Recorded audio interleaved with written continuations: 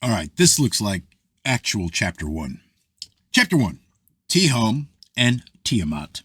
We will begin by concentrating our attention on the second verse of the first chapter of Genesis, which says, "The earth was waste and void, and darkness was upon the face of the deep."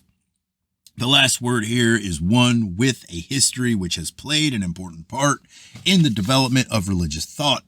It stands out like an Ocene boulder amid a stratum of a later and different formation, a veritable survival of from prehistoric antiquity. The word in the original is Tehom, which is understood by herbalists, Hebraists, to be a derivative from whom, to roar or rage, and so of automatic origin, indicating the roaring of the deep-mouthed sea, just as Dryden speaks of the homing sea, and Milton of the humming tide. Tehom then denotes the raging water of the dark, chaotic deep, which held undisputed sway over the yet unformed earth. The vast, immeasurable abyss, outrageous as a sea, dark, wasteful, wild, upon from the bottom, turned by furious winds and surging waves as mountains to assault heaven's height, and with the center mixed the pole. It is to be noticed that in the Hebrew, Tehom is construed without the article, which would seem to imply that it is an old traditional name for that which had partly been personified and mythologized, as if in English, instead of writing the deep, we gave the word a capital. Darkness was upon the face of deep, or chaos, and this personification at an earlier stage had really been made. The Hebrew cosmology contains, beyond question, some mythic elements of a very archaic type, of which one of the most notable here presents itself. These elements, it is admitted on all sides, are of Babylonian origin. The ancient legends of the creation, which were current in Mesopotamia before the dawn of history, were assimilated by the inspired writer, but in such a manner that the mythological and polytheistic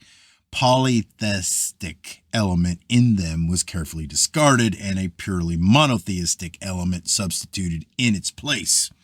In this particular instance, the Semitic Tehom, deep, of Genesis accurately corresponds to the synonymous Assyrian word Tiamat, frequently met with on the cuneiform tablets and monuments.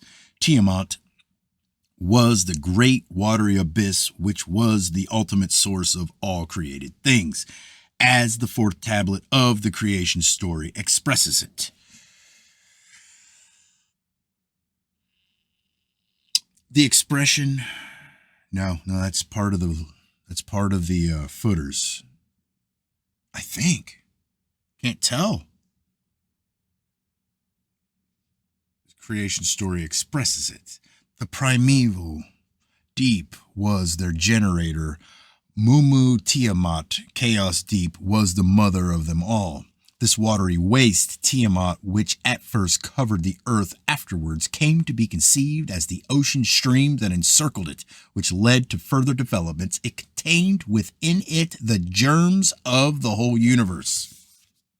The earth was formed, but in the womb as yet of waters, embryon, immature, involved, appeared not. Over all the face of earth, main ocean flowed, not idle.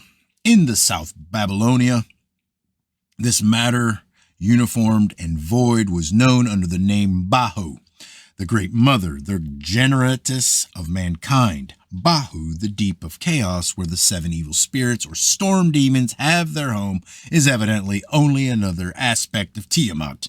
It is the original of the Hebrew Bahu, which in the verse of Genesis we are considering appears in the formula Tahu Va Bahu, waste and desolation.